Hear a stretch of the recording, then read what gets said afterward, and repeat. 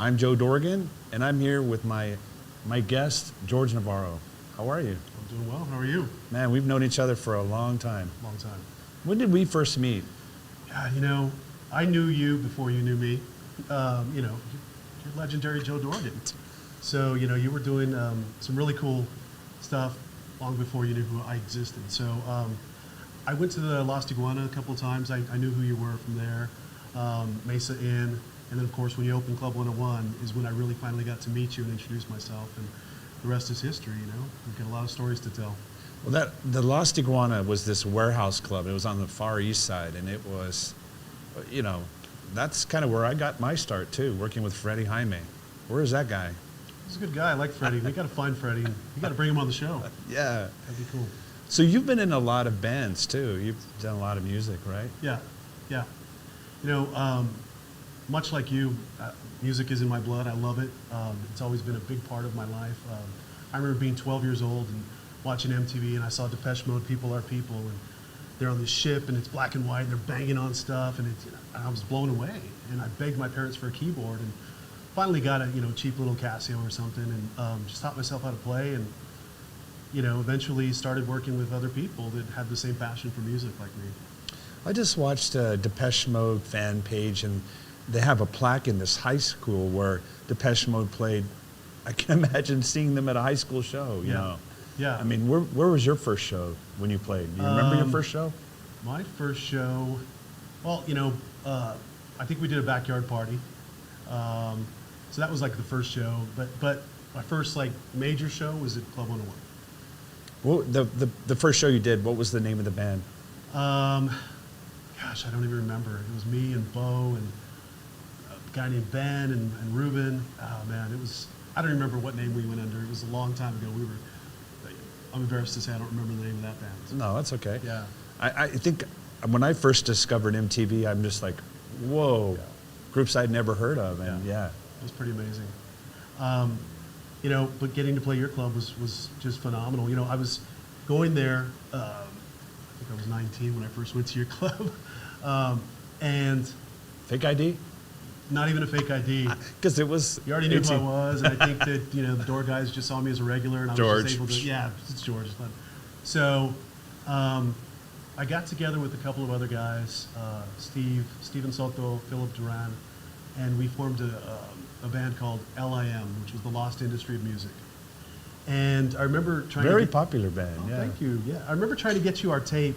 I think we finally got a tape in your hands, and we got a call one day, and you're like, hey, you guys ready? And we were like, yeah. And so the first show that we booked, and we got to open up for at your club was Tea for Two. That was a great show. That was a good show, yeah. Yeah. And I think they're still around. I think they're still doing music. Let My Love Rule, is that was their song? Yeah. Or something like that? Something Yeah. like that, yeah. Yeah, they're still around. Yeah. So that was our first, jump in the water and opportunity to kind of break the stage fright and get going. So that was cool. We went on to do a couple more shows, at your club. Well, lots more shows, and then we did Opus 3. Yeah. That was a fantastic show. That was just a really good group out of England.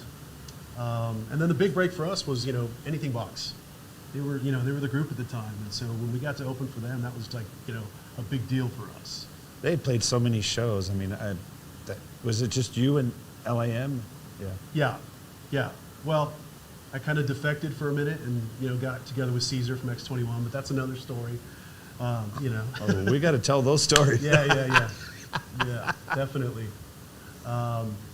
You were telling us before we got on some stories about Opus 3. Did you want to talk about that? Well, they were just a great group. We were kids. Yeah, of course, Disclaimers, we were just kids. Total disclaimers. We got to hang out with them after the show at their hotel room, and all they wanted was Whataburger. They had heard about, Texas and Whataburger, and they heard that that was the thing. And so we were able to get them some Whataburger, and we took it back to their hotel rooms, and we were all hanging out, and I was dating a girl at the time, and there was a table full of party favors, and I won't mention the particular party favors, but, it kept drawing my attention, and she said, absolutely not, don't even think about it.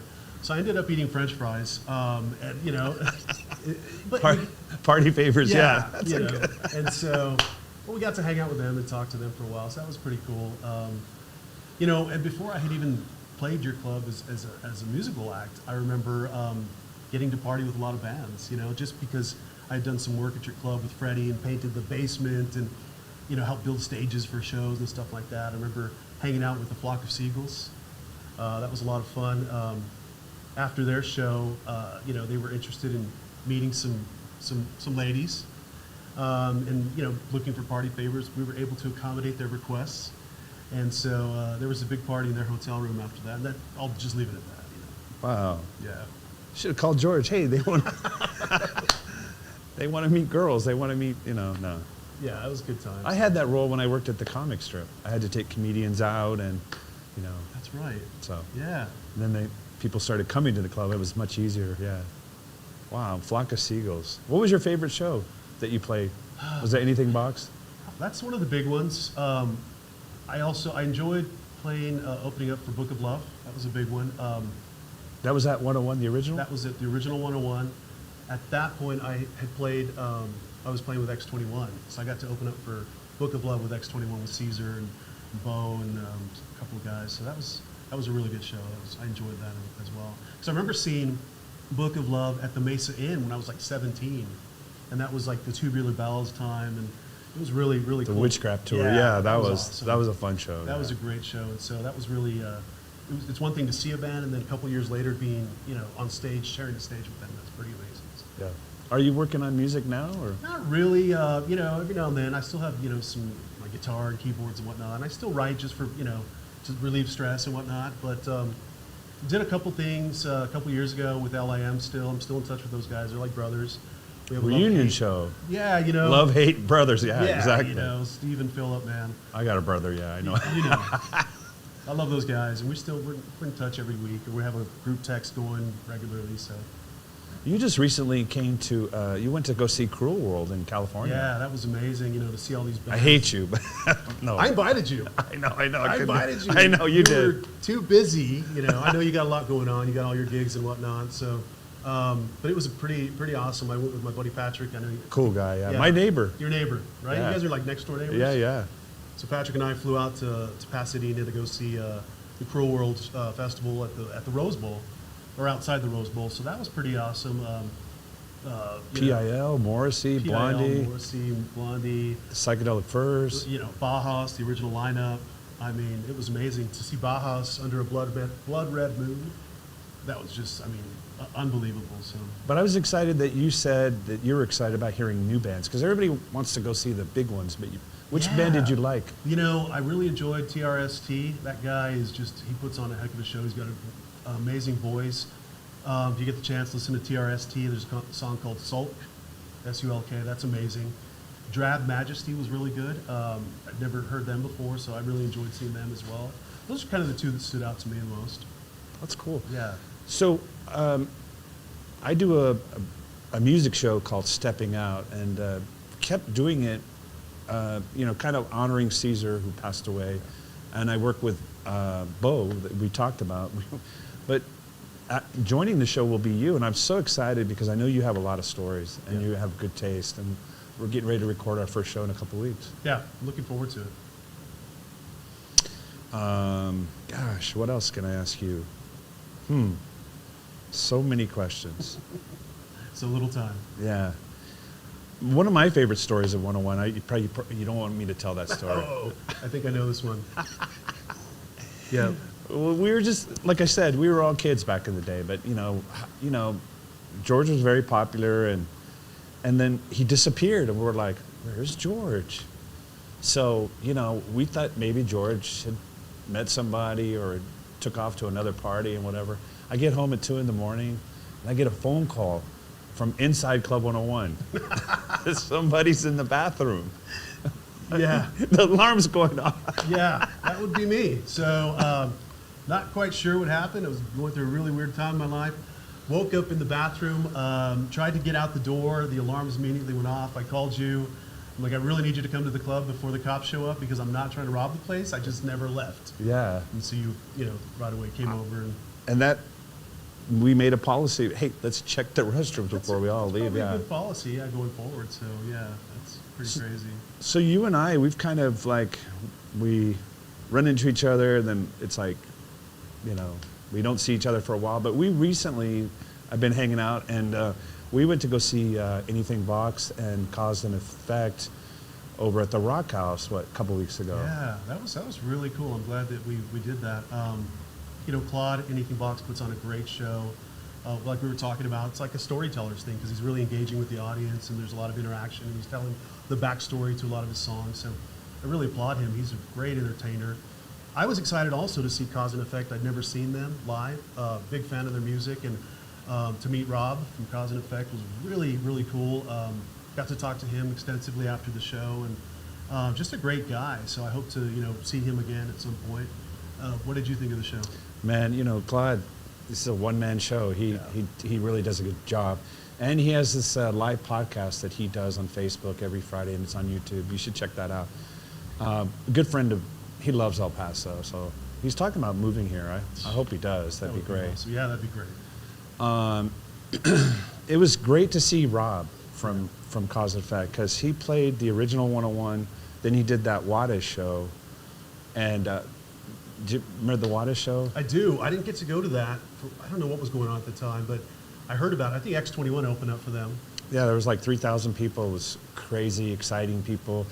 Claude told the story that there was people sneaking through the rafters to meet them in the dressing room, and Rob says, I guess I missed that, but it was nice to see Rob. And there was a guy at the show.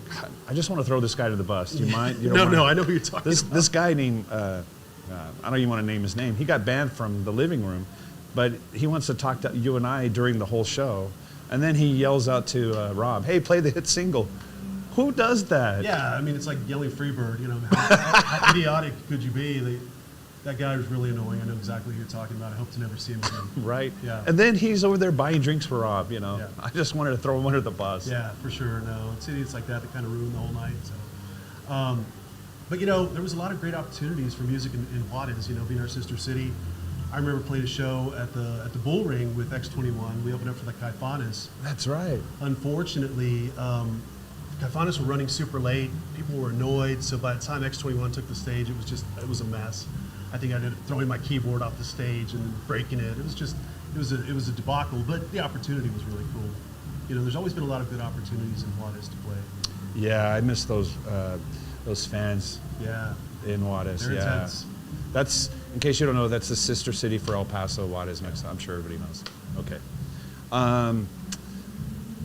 There was a documentary about Club 101. It was like only in El Paso, and it was like a 5-minute. And you did such a good job. Like it was not scripted, and no, they just said just talk, and so I was, I remember just talking about how excited I was to just encounter your club.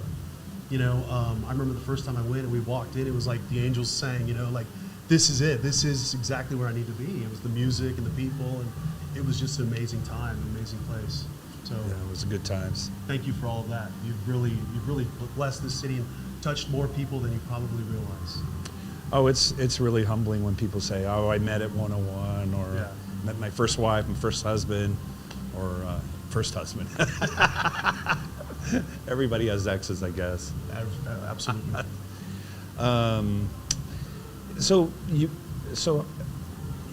Don't you guys have a website for? I mean, if people want your music, LIM, we can find it. Yeah, you can find it on Facebook. It's Lost Industry of Music, LIM. Search Facebook for that. We've got a bunch of our music up there, a couple of videos, things like that. So it's nice to be able to preserve what you've done. We've done some really good songs, in my opinion, of course. Yeah. So yeah, it's nice to be able to direct people to that, and they can hear our stuff. And those guys, one's in Austin and one's... Steve's in Austin and Philip's in San Diego. But like I said, we're in touch constantly. So. And Steve did a history of, like a blog about... Yeah, that was interesting, yeah. He's quite the writer. He said I was unapproachable. But I still love it, man. It was honest. Yeah, it was from the heart. Yeah. I think as kids we were a little intimidated by you. Maybe is what it was. I think I knew you better than they did. So yeah. I never felt that. You were way. the go-to guy. As you are. Yeah. But yeah, I think it was just a little intimidation is what it was. So. I think a Christmas reunion show would be so much fun. I'm all for it. It's up to these guys. I know life gets in the way, and they're got families and whatnot. But it'd be great. Did you ever record with X21, or was it just you were in? No, just did some live shows. Never got the opportunity to record with them. Yeah. Mm-hmm. I think they just did that one recording. Yeah. Yeah, it was good stuff, though. Yeah. Great stuff. Caesar was a phenomenal songwriter. Yeah. Well, it's so good to talk to you here in person, man. Likewise. Yeah. Love this guy. Love you, man. I love you, man. You're a good guy. Legend. El Paso legend. If I had a bromance, it'd be this handsome guy. Anyway, I want to thank everyone for tuning in to the Joe Dorgan show. You can catch this episode and other episodes on the EP Sports Network.